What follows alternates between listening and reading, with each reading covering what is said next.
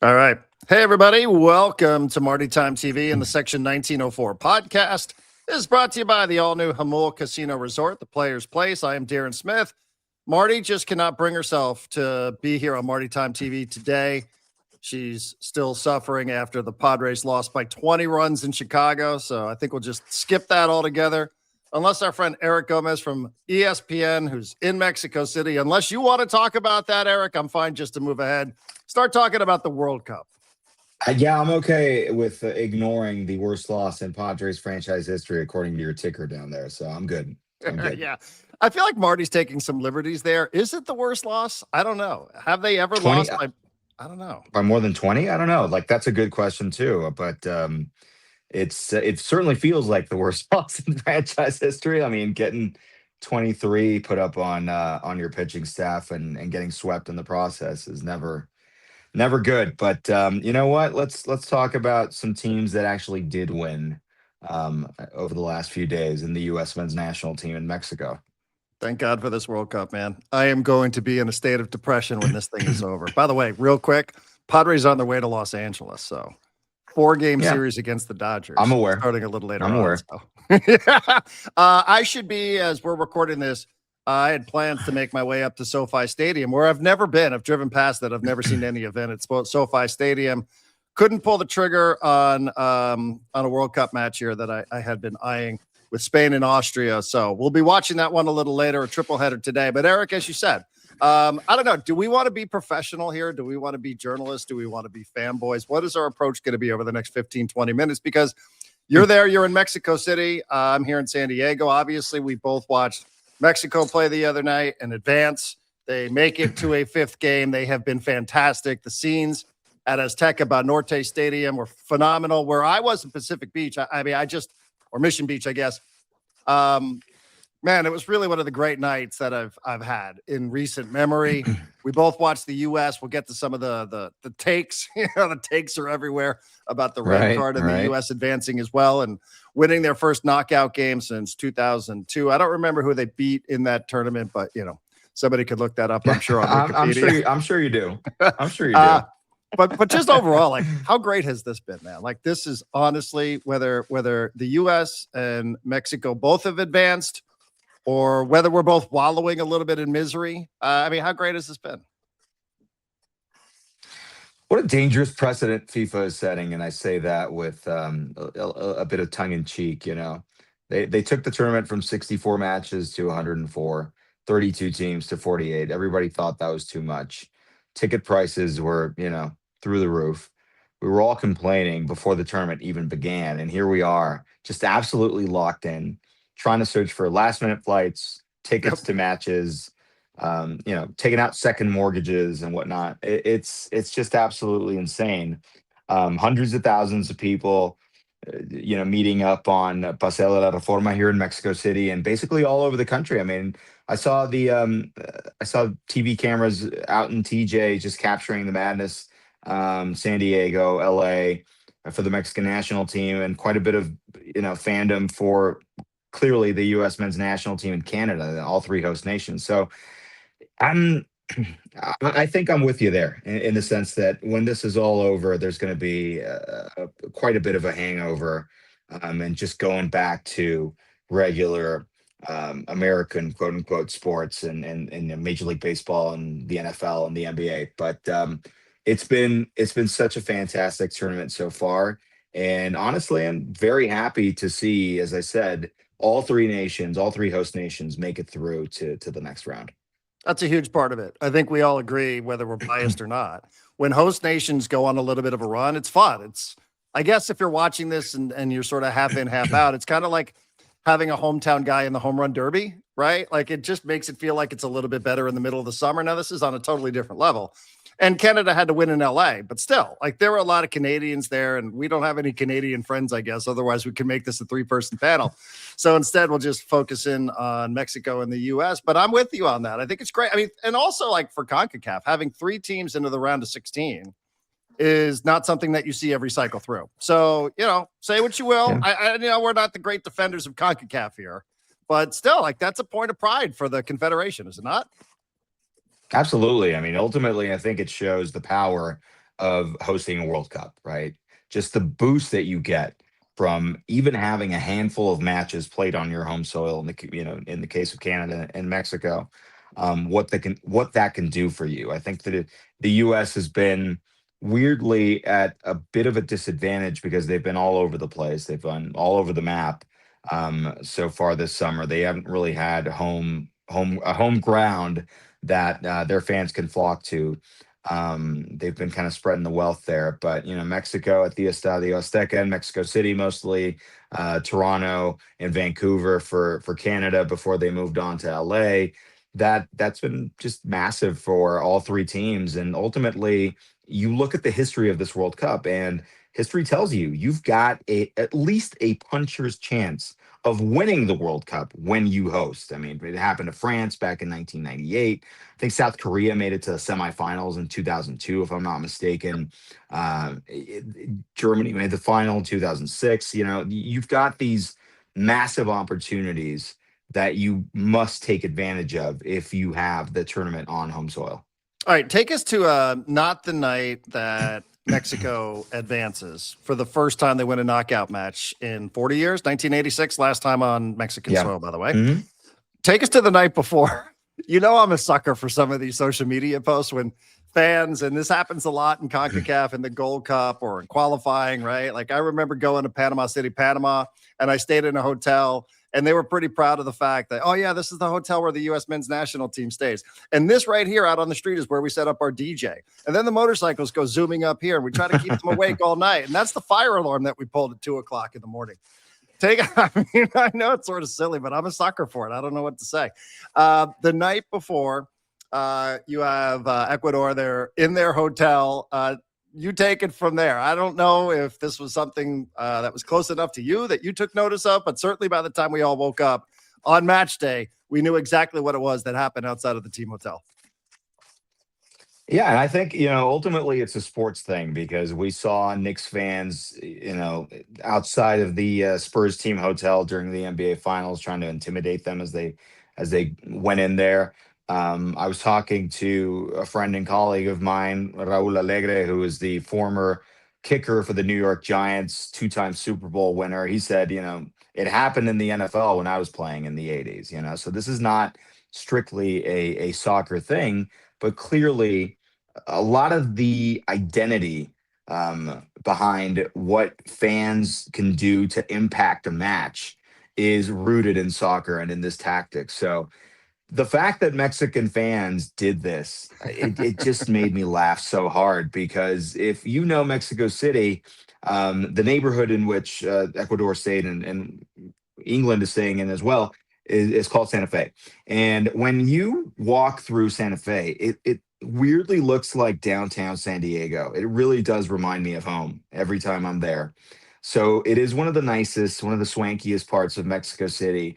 And to have like 800 or 1,000 people, whatever the final count was, just running around, screaming, playing musical instruments, firing up motorcycles in such a nice neighborhood was so funny to me.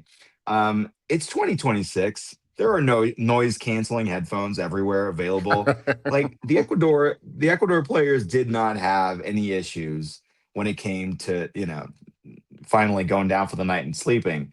But what it does is it shows that you're in hostile territory as a national team, right? So Ecuador, even though they were able to get their 8 hours, they knew right away that this was going to be a very, very difficult match for them.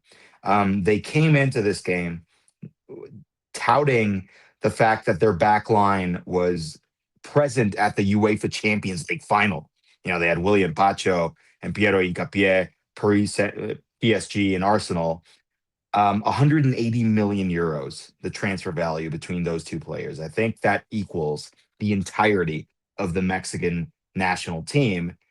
And they just looked helpless. They just looked absolutely helpless. It wasn't just the crowd. It wasn't just the people congregating at the hotel the night before. It was just the whole of it, the ambiance. And it really showed that, as I said before, home field advantage, home pitch advantage can make such a difference in this World Cup. And, I think all three nations have benefited from it. The U.S. have certainly benefited from it. I think some of the group stage matches were some of the loudest pro-U.S. crowds that I've ever heard in my entire life. I thought that was a really, really great moment for Mexico and certainly for the U.S. and Canada. Yeah, I mean, I think what it does, right, and we will be a proper footballing nation, as the saying goes, when I see a bunch of U.S. supporters outside of the Belgian hotel having the big bay boom right there. I mean, it makes me laugh. Like the fire alarm stuff is probably a step too far, but it makes you feel like, wow, we're like Sure. everybody's against us here. And I think it's a good comp what you said about the Spurs in New York City. That whole city was against them, right? So, Right. yeah, and that's the way I'm sure the Ecuadorian team felt as well. And listen, the altitude for them, I don't really want to hear it because they're from Ecuador. They play at elevation. So I don't really think that's a thing. For England, I think certainly that's something that's going to be a factor coming up on Sunday. Could you just talk us through a little bit, though, as somebody who pays close attention to this, as somebody who you'll laugh, everybody, because as I was waiting to get set up here, Eric's like, yeah, hold on, I'm finishing my interview with the BBC. Like, what a flex that was. Good for you. But people are curious about all these things that we see out in the street and also the success for Mexico now. I mean, this is 4 clean sheets, right? This is Julian Quinones, who scored 3 times. It was a little bit of a, I don't know, is he the right? So, like the things that we're seeing with the U.S. has never ever won 3 times in a World Cup, right? The U.S. had never scored 4 goals. So, like, there are things that are happening that have never happened before. I wonder if you could toss a couple of those out there as they relate to the Mexican national team. I mean, for you, right? That's the first time in your life that you've seen Mexico win a knockout game. Yeah, 100%. You know, the last time was 1986. I was born that year, but I was not born for that World Cup. So, um, it's just crazy to think we go back to criticizing FIFA for turning this tournament into a larger event. There are rumors that by the time that we get to 2038, we might have a 64 team World Cup, and suddenly this thing is going to turn into March Madness, which is great, but at the same time, it helps the records being broken of it all, right? I don't think South Africa would have made this World Cup if not for the expanded format. Definitely the Czech Republic or Czechia, sorry, they would have not made the tournament because they were one of the last teams in. Um, so you take that with a grain of salt, but ultimately, if you can take advantage, you should take advantage. And I think both Mexico, the United States, and certainly Canada, even though they finished their group in second, have taken advantage of that. 4 clean sheets, as you've mentioned, never happened before. A lot of that has to do with Javier Aguirre, his mindset as a manager. He's always been defense first, an approach that I really, truly enjoy for this particular version of the Mexican national team. I think in 2010, when he last coached, that was impossible to do. 2002, he was a younger manager, didn't really have his philosophy defined, and that showed against that U.S. match in the round of 16, which they lost. So he's matured as a manager and he's really imprinted his style onto this team. They've responded in a fantastic way. And the way that we've gone through this tournament, it really has never felt like the Mexican national team has been in danger of losing any of these matches. And I think that for any Mexican fan is such a new sensation. It is just so strange to go into these matches. You're nervous, you're thinking anything might happen, but then by minute 30, it's business as usual, and Mexico is usually ahead.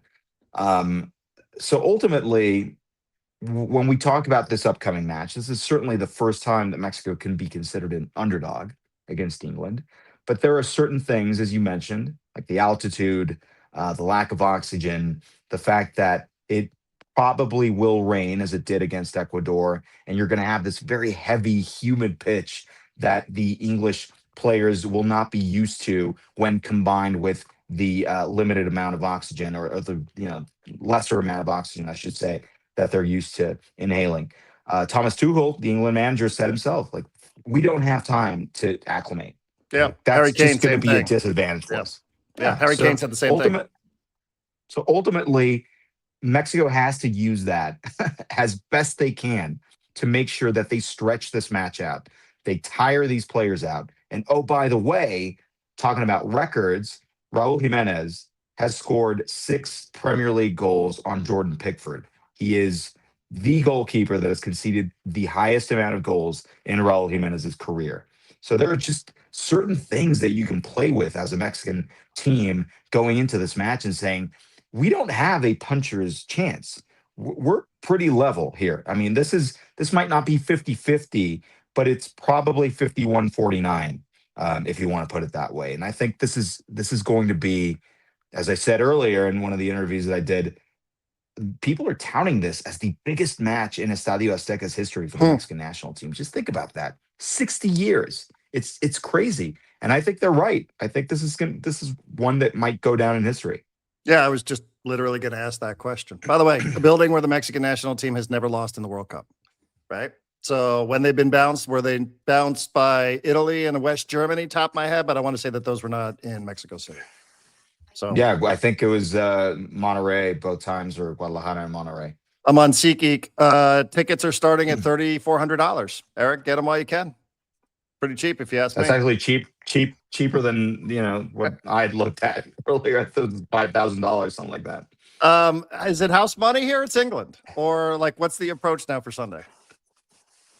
Yeah, it's absolutely house money. I mean, again, it's the first time they're going into a match as underdogs, but everybody realizes in the Mexican press, the Mexican fans, that, as I've said many times before, this is more vibes based than anything else. It's just a good feeling around the Mexican national team that has permeated across all of these four matches. They've played very well. I don't want to take that away from Mexico. As I said earlier, they've been just locked down defending throughout the course of this tournament. And their scoring, I think, could be better. We look at this Ecuador match, we look at certainly the Czechia match and the South Africa match, and you go, you guys left some goals on the table there. There's certainly a lot of chances that you can point at and say, in another dimension, this Mexican team has scored 12 or 13 goals. Honestly, they've been that dominant. However, it's at this point, momentum is a factor. I know a lot of people, a lot of sports scientists like to think that momentum isn't a thing. It certainly is, in my mind, for this particular team in this particular moment. So it's house money, but at the same time, this phrase ECC, so, roughly translates to what if it's true, that says, what if it's true that Mexico can go all the way? What if it's true that Mexico can beat England this Sunday? That has completely permeated into the player's psyche. And that is something that certainly in my lifetime, I've never seen Mexican fans and Mexican players be so confident. So hopefully that translates, as I said, into just an epic victory next Sunday. Winner will get Brazil-Norway winner in Miami in a couple of weeks. So, yeah, I mean, it's just been great. Like I said, being out there at Fit Social and Mission Beach, like what's the term? I don't want to, it's something that our friend Katia Castorena actually taught me, like the cariño, like the love, like the passion. Right. Like just looking at the looks on people's faces. I went on Fox 5. I was like, this has been the best night of the tournament for me by far, just because it was so incredible to see how much it meant to everybody, how happy everybody was. Eric, we'll see. Do you have a prediction on that? You too soon, or what do you got? Again, I've thought about this long and hard. I think Mexico has a chance to win this, and it'll probably be either at the death 90th minute or in extra time. As I said, I think they're going to try to wear these guys out. Yep. Harry Kane is on one right now, so I do think that Mexico is going to concede for the first time in this tournament. But what the hell? Let's go 2-1 Mexico. I like it. So I saw the craziest stat that the game against Congo was the first time that England won a match in which it trailed in the World Cup since 1966. That was crazy. I mean, not exactly digging deep for the English all throughout the years. All right. I know we're taking up a ton of time here on Mexico. The U.S. advances also. Again, it's a little bit of a controversy up in Santa Clara, which is not exactly the Azteca, if I might. Having spent some time there, having seen soccer matches there, I was really feeling for the fans on the far side of the field when I was watching the U.S. On Wednesday night. Because I've sat there for Copa America in 2016, the Centenario. I sat in that sun and it is brutal. Like I bought tickets not knowing anything about the stadium. I went up there for the U.S. men's national team game against Colombia, the one where James scored that free kick. And I remember how miserable that experience was, not just because the U.S. lost that match, just because sitting in that sun, like whoever designed that stadium should lose their architecture license. Anyway, not the point. Crowd was good enough, I thought. And the U.S. advances, and we just talked a little bit about some of the stuff that the U.S. has done that it had never done before. Bosnia-Herzegovina, it was 2-0. Of course, this match, I think for a lot of people today, it's not even 12 noon, and the take machine is already fired up. Everybody has opinions about Flo Balogun and the red card. I'm going to put it up here on the screen. It's a still shot. I know that's not normally the way that we do these things, but just so people can see it, this is a still shot from the Athletic. 64th minute, he ends up picking up a straight red, gets sent off. Eric, I don't know if you have an opinion about this or not. Let's start with the red card. He's going to miss the game against Belgium. Will it matter? Will it won't? What'd you think overall of the red? Yeah, I argued against the red, honestly, in real time. I think you can't, as a referee, even when you look at the VAR and kind of slow it down, it's going to look more dramatic. That still image is the most dramatic, right? I mean, the guy's, it looks like he's about to break his ankle. Ultimately, if you're at full speed, you look at that play, and Balogun isn't even looking at the Bosnian defender. So he has no control whether he's going to step on, the back of his leg or, just kind of play through. It is certainly controversial in my mind that they would call this a red compared to some of the other plays, some of the other similar plays, Bernardo Silva, Lionel Messi that we've seen that have gotten off without a red card. It's very difficult for me to think that the U.S. is going to have the same offensive punch going into this match against Belgium without Flo Balogun, because he is such a dynamic striker. He's so quick off the ball. He reads his teammates' passes so fluidly, in the sense that by the time defenders turn around on a pass, Flo is already at the spot where the ball's going to be. 9 times out of 10, he's been so good at that. He reminds me of Chicharito in that sense. He's just been incredibly effective when it comes to reading his teammates' passes. Hasn't really been as deadly in front of goal as I would have wanted him to be. I think the U.S. left a couple of chances on the table yesterday against Bosnia. And By the U.S., you mean him? from Like Flo he Balogun. had all the shots. He Yeah, had 4 of the 5 shots in the first half, and you're right. Like absolutely. probably left at least one out there objectively, and had one chopped off for offside.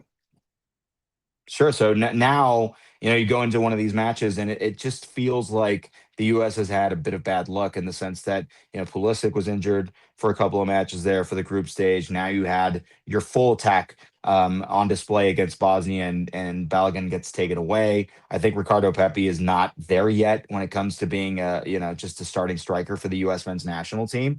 So, Pochettino is going to have to take a look at his roster and decide what he wants to do against Belgium.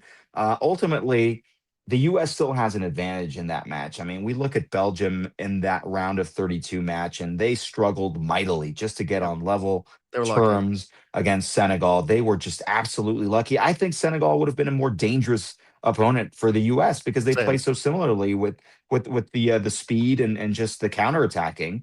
I think Belgium is old. I think they're slow. Tactically, they might be better. They might be a little bit finer on the ball, but this is a team that ultimately the U.S. probably won't have major issues dealing with once they get into that round of 16 match. So, at this point, we talked about Mexico. We're talking about the U.S. men's national team. If you had to bet right now who has a better shot at making the quarterfinals, it's clearly the U.S. Yeah, I don't disagree with that. And, we keep saying about Belgium, it's this whole golden generation. These guys are all old. I mean, they had to play 120 minutes, kind of a gift. You talk about the controversy about Balogun. What happened at the end of that to award a penalty kick, I thought was pretty scandalous. But this is a team that got group staged in Qatar and, won a couple of times. But when you look even at their qualifying, it's a lot of like North Macedonia or New Macedonia, like it's, they didn't exactly run the gauntlet of teams to win their group in qualifying and or in the group stage of this tournament as well. Like you said, they kind of navigated their way through Iran, Egypt, not but won their group, I guess, still dangerous. People will talk about 2014, I'm sure, and the rematch and all that sort of stuff, which I understand. I mean, I just want to go back to Balogun for a second because, like, what is happening on sports radio and some of these talk shows today and social media is just, I mean, it makes you just kind of want to stay away from it all and not engage with it. People are like, wait a second. This guy not only gets sent off for something that wasn't intentional, but then he misses the next game. I can't get into this sport. You're like, okay, you're just searching for reasons. I saw Clay Travis say that the president should get involved. Somebody should file a lawsuit because this is what happens in college football. It probably is a little shticky, I guess, but I don't know. I think Eric, it's my problem is with the replay. I just hate replay because you can make the case that it is a red, and you can make the case that it's not a red, or it shouldn't be slowed down, or it shouldn't be the still shot. And I understand that as well. Replay for me is yes or no, black or white. Was it a goal? Was it not a goal? Is the ball in the net? Is it not in the net? Is it fair? Is it foul? It shouldn't be for interpretive stuff. And this is interpretive. And I think you can make a case that it is a red and that it was a dangerous play, that it was excessive force. Even if it was unintentional, that's not the point of the rule. So, I think as we both would probably could rightfully say, like, we've seen this called before. So, it doesn't come across as the biggest shock to me, but certainly it's a massive shock for people that are just experiencing this for the first time, right? We've been through this before. And all the what about stuff with Messi and the like, not exactly the same. That twisting of the ankle, that could have been a real leg breaker here. So I don't think it's the most shocking decision that I've ever seen. It just sucks that it happens to such an impact player like Balogun. A silver lining, you've got Clay Travis arguing in favor of a guy who's a birthright citizen. So just keep that in mind for. I mean, that's just an incredible amount of irony, right? Is like 100%. Like, on a week where birthright citizenship fails at the Supreme Court, then all of a sudden Flo Balogun goes out there and scores a goal, and then, oh, by the way, another dual national goes out there and puts the nail in the coffin at Tillman. So what a moment. Funny, I didn't hear that on the Fox set when I was tuning in for the atrocious postgame show. Since some of those guys have literally complained about dual nationals. I didn't hear that. Didn't hear that coming up in the postgame. Yeah, that's a strange one. I mean, ultimately, I think that's the magic of the World Cup. We're seeing all of these double standards being challenged. It's absolutely crazy. Big week for birthright citizens. Flo I mean, great for you. Deal with it. He'll get a chance. Totally different level, 100%. right? Like your Colombian goal scorer, right? Like, so, I think you were got telling me that some guy, of the Ecuadorians, a Spanish guy. Yeah. The Ecuadorians were complaining or trying to troll Mexican fans by saying your best player is Colombian. It's like, well, he's wearing green, so that's good enough for us, right? Morocco, Netherlands, right? Something similar there as well, because some of the players that were playing for Morocco were born in the Netherlands, but they went back and they played for Morocco, which was just one of the great games of this tournament so far. Yeah, I mean, there's just some weird stuff coming out of the Fox broadcast. Somebody said something. Rob Stone said something about. He asked Alexi Lalas, he's like, do you think Mauricio Pochettino, does he seem more American to you after the first 3 weeks of this tournament? I was like, Jesus. No, Jesus, it's right. I was like, no, maybe our team is more Argentine. Maybe that's what's happening here. Maybe that's. I think he was referring to the fact that Poch has gained some weight, so maybe that's what he looks more American, enjoying Bojangles and Chick-fil-A and all these different fast food restaurants that and wearing the same outfit every game too. Wearing the same outfit. Yeah, absolutely. I think they're going through, man. I think they're going to go through. I really, really do. I know, like you said, it's tricky tactically. What do they do? Is Pepe the guy, or is they, remember he tinkered around not too long ago in one of the friendlies by putting Pulisic up top. And then I wouldn't bring back Way. I thought Way was pretty bad, but maybe Zendejas, who didn't get much run in the third game against Turkey. I don't know. It's kind of curious what they're going to do, but I'm not taking Belgium lightly. I'm just saying, I think the way the U.S. is playing, and plus, they'll be in Seattle, and Seattle's, like that's a real, real good place to play too. I like their chances. I do favor them on Monday. I'm sure I'll talk about it between now and then, but still, I kind of like both home teams here, U.S. and Mexico. Hopefully that's the case. I mean, ultimately, this is Mexico's last dance at the Estadio Azteca. Winner heads out to Miami, I think, for the quarterfinals. Mexico's going to have a home field advantage of sorts anywhere they go when it comes to just 40 million Mexican Americans living in the United States. That was one of the big draws that this tournament was able to provide, even with Mexico not hosting the final. Yeah, England looked pretty badly over the course of 75 minutes against Congo. Congo is a very good soccer team, but ultimately, I think Mexico has developed into a very good soccer team, and they'll have home field advantage on Sunday. So that's why I said, even if I'm being too liberal about it, it's 51-49 at this point in my mind. I mean, this is going to be a coin flip match in the sense that England do have better players. I mean, that's not controversial to say. They've got If this Harry game was at Kane, they've got Jude Foxborough, Bellingham. If this game was at Wembley, if this game was anywhere else, England would be 80-20 at this point, yeah, right? okay. Even with Mexico playing as well as they have. It's in Mexico City, so it's a coin flip. Like I'm sticking to that. And the U.S. is going to have a massive advantage against Belgium. Hopefully we do see both of these teams in the quarterfinals. I mean, I'm a little bit more iffy on Canada. Not that Morocco has been playing to their full potential, but I just don't see it for Canada moving forward, honestly. So I think it's going to be the U.S. and Mexico in the quarterfinals. Would agree with you on that. Yeah, it's been a great tournament. I'm going to be very, I don't know what I'm going to do with myself. I've so enjoyed being on television and doing these shows. And I'm sure you have. How many more interviews do you have lined up today? Not, this is the last one today, but I've got another one for tomorrow, again with the BBC. Very popular. ESPN radio, a bunch of stuff. It's weird, this whole dual national thing is such that the Brits are constantly asking me, but you are Mexican though, right? Because your accent sounds a little Californian. I'm like, birthright citizen, but yes, I also have my Mexican passport. You can take a look at that. I don't mind, but yeah, 100%. You and Obed Vargas. When are you going to see the Alaskan? That's the next hero that we got to see. Brian Gutierrez. Man, I would just love that narrative. Just a kid from Anchorage, Alaska, putting you through that. Wouldn't that be something? Right. I mean, why not? Like we know the story about Balogun and his mom too pregnant to get on a flight. And, then Tillman is born in Germany. But I don't know. It's what makes this so much fun to talk about. It's been a blast so far. And I don't want to, I'm just going to savor it. I'm just going to live in the moment, appreciate it while I can. Take all these opportunities to go on radio shows and television shows when the opportunity arises. Eric Gomez 86 on the social media. Thank you very much. We'll talk again soon. Talk soon. All right, everybody. That'll do it for this, Thursday. Sorry again. If you're looking for Padre Talk, you can go and you can find the very latest episode of Friar Territory. If you missed it, if you stayed off social media, we did talk to Dennis Lynn of The Athletic. We talked a little bit about ownership. We talked about trades. We talked about job security. So all that sort of stuff popped out on Wednesday. There's a new episode of Friar Territory with Heath Bell. So be on the lookout for that.